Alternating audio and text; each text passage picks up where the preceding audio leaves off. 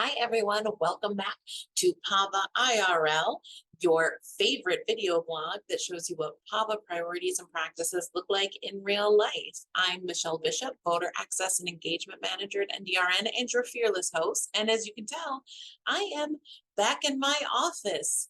We are in Northeast DC. Please send help. I just want to go back home. Anyway, for today's episode, I wanted to introduce you to some friends of ours called Vot-ER.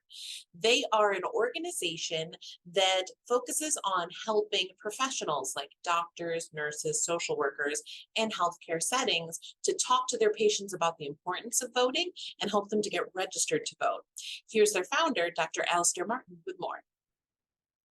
I'm Alistair Martin. I'm an emergency medicine physician here, and I'm a faculty member at the Center for Social Justice. And my projects work at the intersection of public policy and emergency medical care. Our program here, Vot-ER, is a program aimed at trying to empower our patient population to register to vote. In the United States, we're the only first world country where we've dislinked the process of being a citizen from the process of registering to vote.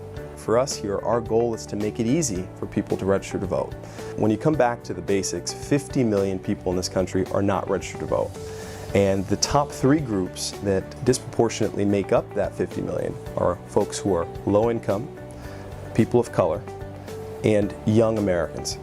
When you look at folks who come to the ER here, our fast track or our clinical decision unit for low acuity complaints, it's those same three groups. What would it look like if we offered that group the chance to register to vote while we're here? And this program is totally optional, nonpartisan, non-clinically interruptive, and it just makes it easier for people to register to vote. We have two mechanisms that we use to get folks registered to vote. The first is within our emergency department. We have two iPad-based kiosks. These have bright signage around it that make it pretty clear what these are for, so voter registration. And so patients who want to can get up and use the iPad kiosk to register to vote. We have another mechanism, and that is throughout the department in our low acuity sections, we have large posters that have two things on them. The first is they have a QR code. And so patients who have phones that can read QR codes can basically point their phones at the QR code and then go right to the same platform and register to vote.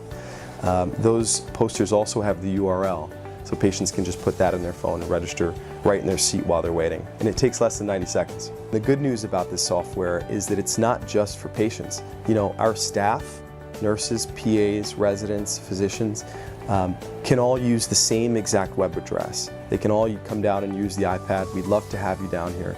And not only can you register, but more importantly, you can actually check to see if you're registered to vote at your current location. There are 50 million people who are not registered to vote right now, but some studies say that there are actually 80 million people who are not registered to vote because another 30 million think they're registered but actually aren't. With the support of the admin staff, nursing, PAs, and residents, really feel strongly that this is something we should offer our patients. Hey, thanks, Doc. So Vot-ER also introduced a democracy toolkit, healthy democracy toolkit, they'll tell you what it's called, that includes a badge that healthcare professionals can wear that will help them to initiate a conversation about voting and have resources real handy right on their uniforms to help people get registered to vote. Check out the team at Vot-ER with an introduction to the badge program and the toolkit. Democracy Kit consists of a Vot-ER lanyard and badge backer that you can make a part of your regular ID cards.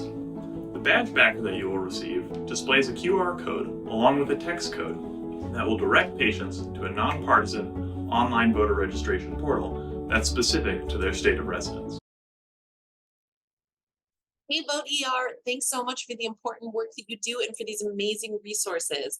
For any of our loyal followers who want to learn more, you can go to Vot-ER, that's not right, VOT-ER.org